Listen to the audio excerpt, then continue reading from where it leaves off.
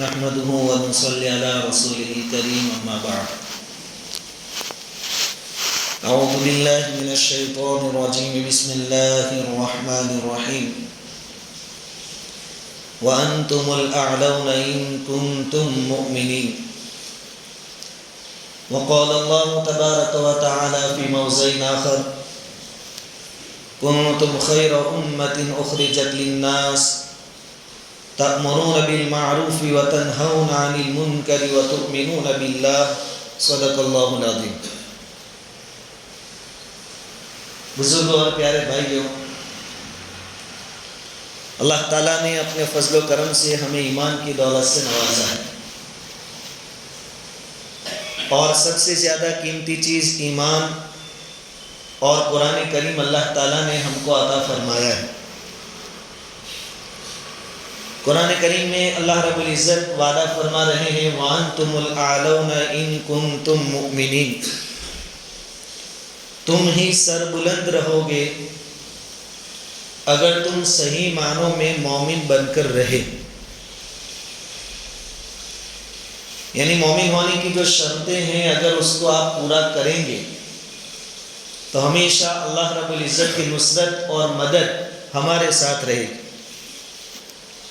اور جب اللہ کی مدد شامل حال ہو جاتی ہے وہ قوم سب سے آگے نکل جاتی ہے۔ گزرے ہوئے زمانے میں ماضی میں اس کی کئی مثالیں ہیں۔ صحابہ کرام بالکل تھوڑے تھے، صحیح معنی میں مومن بن کر رہے، اللہ تعالیٰ نے ان کی نصرت اور مدد فرمائی اور وہ پوری دنیا میں چھا گئے۔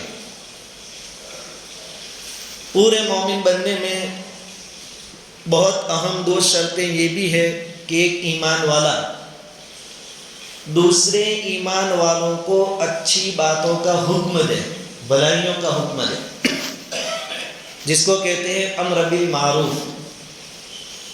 اور دوسری بات یہ ہے کہ اگر کوئی ایمان والا غلط کام کرتا ہے، برا کام کرتا ہے تو اس کو روکے، اسے کہتے ہیں نہی عن المنکر۔ امر بالمعروف تو کسی درجے میں ہم کر لیتے ہیں، کسی کو نماز کی دعوت دے دی، رمضان آیا روزے کی فضیلت بتا دی، زکوٰۃ کے بارے میں بتا دیا، یہ امر بالمعروف۔ لیکن نہی عن المنکر، برائیوں سے روکنا، یہ بالکل ہمارے ہاتھ سے چھوٹ رہا ہے، حالانکہ بہت قیمتی چیز ہے۔ نبی کریم صلی اللہ علیہ وسلم نے ایک مرتبہ صحابہ کرام سے پوچھا، فرمایا کہ کیا میں ان لوگوں کے بارے میں تم کو بتاؤں جو نبی نہیں ہوں گے، شہداء میں سے بھی نہیں ہوں گے، یعنی شہید بھی نہیں ہوئے ہوں گے، پھر بھی قیامت کے دن اللہ تعالیٰ ان کو بہت نوازیں گے، اونچے اونچے درجات عطا فرمائیں گے، اور ان درجات پر انبیاء اور شہداء رشک کریں گے، خوشی کا اظہار کریں گے۔ وہ لوگ ہیں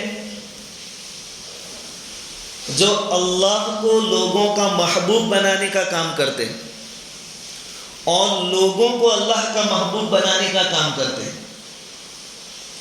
صحابہ کرام رضوان اللہ تعالی علیہم اجمعین نے عرض کیا کہ حضور، اللہ کو لوگوں کا محبوب بنانا یہ تو سمجھ میں آتا ہے کہ اللہ کی تعریف بیان کی جائے، اللہ کی طاقت اور قدرت بیان کی جائے، جس سے اللہ کی محبت لوگوں کے دل میں پیدا ہو، لیکن لوگوں کو اللہ کا محبوب بنانا کہ اللہ ان سے محبت کرنے لگے، یہ کیسے ہوگا؟ حضور صلی اللہ علیہ وسلم نے ارشاد فرمایا کہ وہ لوگ لوگوں کو وہ کام کرنے کا حکم دیں گے، ترغیب دیں گے جس سے اللہ راضی ہوتے ہیں، اور ان کاموں سے روکیں گے جس سے اللہ ناراض ہوتے ہیں۔ جب لوگ یہ کام کر لیں گے کہ اللہ راضی ہو، وہ کام کرنے لگ جائیں، اور اللہ جن کاموں سے ناراض ہوتے ہیں اس کو چھوڑ دیں، تو یہ لوگ اللہ کے محبوب بن جائیں گے۔ اور جب کوئی اللہ کا محبوب بن جاتا ہے تو اس کی دنیا اور آخرت سنوار دی جاتی ہے۔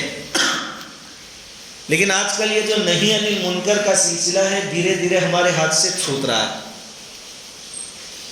حضور کا ارشاد ہے کہ تم میں سے کوئی آدمی برائی کو دیکھے تو 3 میں سے 1 درجہ کچھ نہ کچھ اس کا ہوگا۔ اگر ہاتھ سے برائی کو روک سکتا ہے ہاتھ سے روکے، یہ اعلیٰ درجہ۔ اگر ہاتھ سے اس برائی کو بند کرنے کی طاقت نہیں ہے، روکنے کی طاقت نہیں ہے، تو زبان سے اس کا ویرودھ کرے، زبان سے روکے، زبان چلائے، یہ میڈیم درجہ ہے۔ اور اگر زبان سے بھی نہیں کر سکتا تو کم سے کم اس برائی کو اپنے دل میں برا ضرور جانے کہ یہ برا کر رہا ہے۔ یہ آخری جو درجہ ہے دل سے برا سمجھنا، اس کو حضور نے فرمایا وَذَلِكَ أَضْعَفُ الْإِيمَانِ، یہ سب سے کمزور درجہ ہے ایمان۔ اب ایک باپ، ایک ذمہ دار آدمی اپنے گھر کے افراد کے بارے میں سوچے کہ میرا چھوٹا یا جوان لڑکا یا لڑکی کوئی غلط کام کر رہا ہے، تو باپ ہونے کی حیثیت سے باپ تو اس کو ہاتھ سے روک سکتا ہے۔ کیا کوئی روکتا ہے اس طریقے سے کہ 2 تھپڑ مارنے پڑے تو مارتا ہے کوئی؟ اسی وقت آن دا اسپاٹ روکنا پڑے کوئی روکتا ہے؟ پہلا اسٹیپ ہم نے چھوڑ دیا۔ حضور صلی اللہ علیہ وسلم کے نواسے حضرت حسن یا حضرت حسین رضی اللہ تعالیٰ عنہ معلوم میں سے کوئی ایک چھوٹے تھے ابھی، اور حضور کے پاس صدقے کی کھجوریں آئی۔ اب چھوٹے تھے، کھجور کا ایک دانہ اٹھایا اور انہوں نے منہ میں رکھ لیا۔ اب دینے والے بھی حضور کو تو منع نہیں کریں گے، یہ تو حضور کے نواسے ہیں، ایک کھجور ہے معمولی اور کھانے والے ہیں چھوٹے بچے۔ حضور صلی اللہ علیہ وسلم نے اپنے نواسے کے منہ سے وہ کھجور کا مال نکلوایا، کہا کہ یہ صدقہ ہے اور صدقہ سیدوں کے لیے جائز نہیں، ہمارے لیے جائز نہیں۔ اس کے مقابلے میں ہم ہیں کہ اگر ہمارا چھوٹا بچہ یا بچی گالی بولے تو ہم خوش ہوتے ہیں، سمجھدار ہو گیا، کتنا ہوشیار ہے پیدائش سے۔ کوئی غلط کام کرے ہمیں خوشی ہوتی، بلکہ ہم خود ان کے پاس غلط کام کروا رہے ہیں۔ میں بارہا کہتا ہوں 4 سال کا بچہ ہے، 5 سال کا بچہ ہے، اس کو فیشن کوئی مسئلہ نہیں ہوتا، ابھی تو اس کے کھیلنے کے دن ہے، لیکن باپ خود لے جائے گا حجام کے پاس اور کہے گا اس کے فیشن والے بال کاٹ دو۔ حکم تو تھا اس کو برائی سے روکنے کا، لیکن ہم خود اپنے ہاتھوں سے برائی کروا رہے ہیں۔ تو جو کام کرنا تھا وہ تو ہم نہیں کر رہے، بلکہ جو نہیں کرنا تھا وہ کروا رہے ہیں۔ پھر ایسے ماحول میں اللہ رب العزت کی مدد کیسے آ سکتی ہے؟ حدیث میں آتا ہے کہ اگر کسی بستی میں کوئی آدمی برا کام کر رہا ہے، بستی والے برے کام کرنے والے کو روکنے کی طاقت رکھتے ہیں، اس کے باوجود نہیں روکیں گے، تو اللہ رب العزت برا کام کرنے والے پر جو عذاب بھیجیں گے، اس عذاب سے اس بستی کے حاجی صاحب، نمازی صاحب کوئی بچے گا نہیں، سب پر وہ عذاب آئے گا۔ قرآن نے بھی اس کو نقل کیا ہے کہ اس عذاب سے بچو جو صرف گنہگاروں پر نہیں آئے گا، بلکہ گنہگاروں کو گناہ کرتے ہوئے دیکھ کر خاموش رہنے والوں کو بھی پکڑ لے گا۔ ہاں، آخرت میں اعمال کے حساب سے اللہ رب العزت ان کا فیصلہ فرمائیں گے، لیکن عذاب جب بھی آئے گا عام آئے گا۔ ہمارے سماج اور معاشرے میں برائیاں بے شمار پھیل رہی ہیں۔ ہماری نوجوان نسل شراب میں ہے، جوئے میں ہے، موج مستی میں ہے، زنا کاری میں مبتلا ہو رہی ہے۔ کیا کوئی باپ کھڑا ہو کر کہہ سکتا ہے کہ میں نے اپنے بیٹے پر ہاتھ اٹھایا اس کو روکنے کے لیے؟ نہیں۔ کوئی دوسرا کرتا ہے، ہمارا کام ہے اگر زبان سے اس کو روک سکے تو روکنا، لیکن ہم روکیں گے نہیں۔ دوسرے 10 آدمیوں کے سامنے اس کی برائی کریں گے کہ فلاں بہت خراب مانس۔ اس سے ہم اپنی ذمہ داری ادا نہیں کر رہے ہیں، ہم خود غیبت کا گناہ کر رہے ہیں۔ تو روک ٹوک بہت ضروری ہے۔ شریعت نے اس کا بہت اہتمام کے ساتھ ہمیں حکم دیا ہے۔ کہ نہیں علی منکر کرو، گناہوں سے امت کو بچاؤ۔ باطل والے جو ہیں وہ بھی ایڑی چوٹی کا زور لگا رہے ہیں باطل پھیلانے کے لیے، تو پھر حق والوں کو تو ان سے زیادہ زور لگانا چاہیے حق پھیلانے کے لیے۔ حضرت سعد بن ابی وقاص رضی اللہ تعالیٰ عنہ مسلمان ہوئے، ایمان لائے، تو ان کی ماں نے، ان کی والدہ نے کھانا پینا چھوڑ دیا، حالانکہ ماں تو باطل پر ہے، مشرکہ ہے، اور یہ تو حق قبول کیا انہوں نے، لیکن باطل پر ہونے کے باوجود انہوں نے کھانا پینا چھوڑ دیا۔ کیا ہمارے یہاں کوئی باپ اپنے بیٹے سے ناراض ہو کر کھانا پینا چھوڑ رہا ہے آج کے دور میں، کہ جب تک تو جوا نہیں کھیلنا نہیں چھوڑے گا، شراب پینا نہیں چھوڑے گا، میں کھانا نہیں کھاؤں گا؟ وہاں سعد بن ابی وقاص رضی اللہ تعالیٰ عنہ کی والدہ نے کھانا چھوڑ دیا، لیکن یہ بھی اپنی جگہ مضبوط تھے اور حق پر تھے۔ کہا کہ امی جان تمہاری جیسی 100 مائیں قربان، لیکن ایمان نہیں چھوڑ سکتے۔ پھر انہوں نے کھانا پینا شروع کر دیا، لیکن کم سے کم اتنی ناراضگی تو انہوں نے بتائی کہ 2-3 دن تک کھانا پینا چھوڑ دیا۔ کوئی باپ ہم میں سے ایسا کرتا ہے کہ اولاد کے غلط کام دھندوں پر کھانا پینا چھوڑ دیں؟ یہ ہم نہیں کرتے۔ حضرت نوح علیہ السلام نے اپنی قوم کو سارے 900 سالوں تک سمجھایا، بلکہ آخری وقت جب آیا، جب آسمان سے پانی برس رہا تھا، زمین سے پانی نکل رہا تھا، ہر طرف سے پانی کا سیلاب آ رہا تھا، آخری وقت میں بھی اپنے بیٹے کو سمجھایا واپس، یا بنی ارکم معنا ولا تکن مع الکافرین، کہ بیٹے کافروں میں سے مت بن، مسلمان ہو جا، کشتی میں سوار ہو۔ آخری وقت تک کوشش۔ کیا اتنی کوشش ہم کرتے ہیں، یا آج تک ہم نے کی اتنی کوشش؟ اللہ ماشاءاللہ 2-5 مرتبہ کہہ دیا ہوگا، لیکن بعد میں انہی بیٹے کے ساتھ کھانا پینا، اٹھنا بیٹھنا، شادی بیاہ سب مسئلے رہتے ہیں۔ اصل مسئلہ ہے دین کی نافرمانی ہو رہی ہو، شریعت کی، وہاں ناراض ہو۔ باطل بھی آخری حد تک زور لگاتا ہے۔ اس کی مثال کہ چچا ابو طالب نے پوری زندگی مسلمانوں کی حمایت کی، مدد کی، حضور صلی اللہ علیہ وسلم کی مدد فرمائی، ایمان نہیں لائے تھے۔ ان کا جب آخری وقت آیا، حضور صلی اللہ علیہ وسلم گئے اپنے چچا کے پاس، لیکن حضور سے پہلے ابو جہل جا کے بیٹھ چکا تھا وہاں، یہ باطل آخری وقت تک۔ حضور نے کہا چچا ایک مرتبہ لا الہ الا اللہ کہہ دو، کل قیامت کے دن سفارش کروں گا، گواہی دوں گا کہ آپ نے کلمہ پڑھا۔ فوراً باطل نے زور دکھایا۔ ابو جہل نے کہا کہ ابو طالب کیا عبد المطلب کا مذہب چھوڑ کر جاؤ گے؟ دیکھو باطل کا زور بھی آخری وقت تک، انہوں نے بھی ہتھیار نہیں چھوڑے، پوری کوشش کی، اور تقدیر غالب آئی، اور ہوا بھی یہی کہ حضور کی دعوت کو قبول نہیں کیا گیا، اور چچا ابو طالب کے آخری الفاظ یہ تھے کہ عبد المطلب کے مذہب پر مر رہا ہوں۔ تو حق کی دعوت بھی آخری حد تک، سامنے باطل کی دعوت بھی آخری حد تک ہوتی ہے۔ اس لیے ہم کوئی غلط مقصد نہ نکالے، جمعرات جا کر سے کسی کو سمجھاوے، یا ہم جیسے جمعہ بیان کر کے سمجھاوے، یہ کافی نہیں ہے۔ اس کے لیے مستقلاً جو ہمارے بزرگان دین کہتے کہ دن میں 2.5 گھنٹے نکالو، مستقل اس کی فکر، کم سے کم 1 گھنٹہ نکالو۔ کسی جگہ پتہ چلے کہ بھائی جوا کھیل رہے ہیں نوجوان، ان کو سمجھاؤ، سود کھا رہی ہیں عورتیں، ان کو سمجھاؤ۔ کوئی بھی ایمان والا نکما نہیں ہے، ہر ایک کی قیمت ہے، ویلیو ہے، اور اللہ تعالیٰ بڑے بڑے گنہگاروں سے بڑے بڑے کام لے لیتے ہیں۔ اس لیے ہمیں گنہگار سے نفرت کرنے کا حکم نہیں ہے۔ گنہگار تو ایمان کی وجہ سے بہرحال قیمتی ہے، لیکن گنہگار کے گناہ سے نفرت کرنے کی ضرورت ہے۔ ہم لوگوں سے نفرت کرتے کہ یہ ایسا ہے، یہ ایسا ہے۔ اصل کام تو ہمارا ہے گنہگار کے گناہوں سے نفرت کرنا، ورنہ اللہ تعالیٰ گنہگاروں سے کیسے کیسے کام لیتے ہیں۔ حضور صلی اللہ علیہ وسلم کے پیارے چچا حضرت حمزہ رضی اللہ تعالیٰ عنہ، ان کو غزوہ احد میں شہید کر دیا تھا حضرت وحشی رضی اللہ تعالیٰ عنہ نے۔ حضرت وحشی مسلمان نہیں تھے غزوہ احد کے موقع پر، یہ اصل میں جبیر بن مطعم کے غلام تھے۔ جبیر بن مطعم کے چچا غزوہ بدر میں مسلمانوں کے ہاتھوں مارے گئے، تو جبیر بن مطعم نے ان کو آفر دیا تھا کہ میرے چچا کے بدلے میں تم حضور کے چچا کو مار دو گے تو میں تم کو آزاد کر دوں گا۔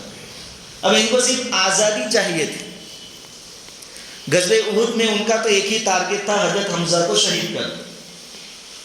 برابر موقع کے انتظار میں رہے.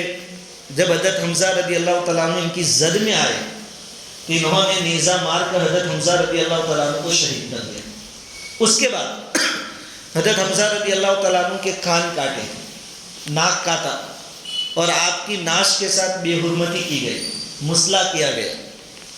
حضور صلی اللہ علیہ وسلم کو بہت تکلیف ہوئی. اب اتنا بڑا گناہ کہ حضور کے چچا کو شہید بھی کیا اور ان کی ناش کی بے حرمتی بھی کی، پھر ان کو آزاد کر دیا گیا. یہ کہتے ہیں کہ فتح مکہ کے موقع تک میں کافر ہی تھا، مشرک ہی تھا. جب حضور صلی اللہ علیہ وسلم اور صحابہ کرام فاتحانہ مکہ میں داخل ہوئے تو یہ وہاں سے بھاگ گئے طائف. چلو طائف میں بھی بہت سارے لوگ ابھی مسلمان نہیں ہیں، ان کے ساتھ اپنی زندگی گزرے. وہاں گئے، وہاں کچھ مدت کے بعد دیکھا کہ ایک بہت بڑی جماعت طائف سے بھی مدینہ جا رہی ہے ایمان لانے کے لیے. انہوں نے سوچا کہ اگر یہ مسلمان ہو گئے پھر اپنے لیے تو زمین تنگ ہو جائے گی، نہ مدینہ جا سکتے ہیں، نہ مکہ واپسی ہو سکتی ہے، نہ طائف میں رہ سکتے ہیں، تو کیوں نہ میں بھی ان کے ساتھ مدینہ جاؤں. کیونکہ عام اعلان تھا حضور صلی اللہ علیہ وسلم کی طرف سے کہ جو بھی کلمہ پڑھ لے گا اس کی جان محفوظ، اس کا مال محفوظ، اس کو کوئی نقصان نہیں پہنچایا جائے. وہ جو قافلہ آ رہا تھا ان کے ساتھ مدینہ آئے. حضور صلی اللہ علیہ وسلم بیٹھے ہوئے تھے، انہوں نے کھڑے ہو کر کلمہ پڑھا، لا الہ الا اللہ محمد رسول اللہ. حضور نے اچانک ان کو دیکھا، یہ کون ہے؟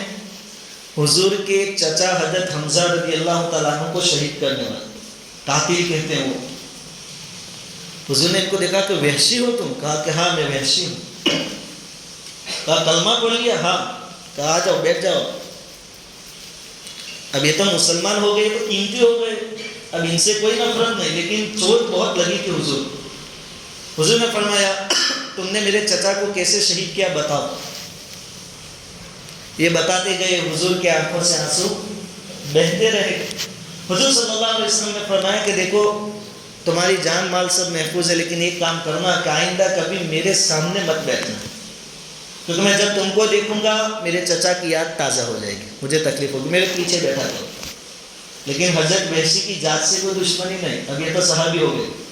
اب ان سے بہت بڑا گناہ ہوا تھا، حضور کے چچا کو شہید کیا تھا.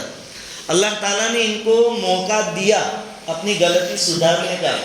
حضور کے انتقال کے بعد، دنیا سے رخصت ہونے کے بعد، بلکہ حضور کے زمانے میں ہی آخر میں مسیلمہ کذاب نے اپنے نبی ہونے کا جھوٹا دعویٰ کیا تھا، اور اس کے ساتھ ایک بڑی فوج ہو گئی تھی، بڑی طاقت بن گیا تھا.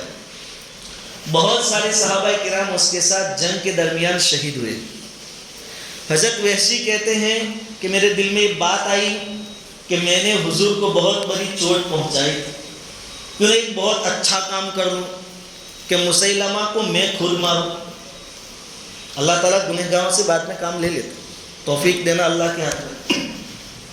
کہتے ہیں کہ میں نے وہی نیزہ لیا جس سے میں نے حضرت حمزہ کو شہید کیا، اور یہ مسلمہ کذاب کے ساتھ لڑائی میں صحابہ کرام کے ساتھ شریک ہوئے.